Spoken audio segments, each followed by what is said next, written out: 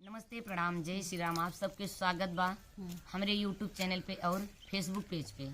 आप सबके बतावे चाहते ही आज फिर 2 महीना बाद अंतिमा दीदी, हमार बड़ी बहन अंतिमा मिश्रा दीदी और अनीता बहनी, अनीता पांडे, और एक देखे नई दीदी आई। दीदी आपका नाम कहा? ममता मिश्रा। ममता मिश्रा पहली बार मुलाकात करते अयोध्या से आई हैं मिले खातिर। आप सबके चरणों में कोटि कोटि प्रणाम बा।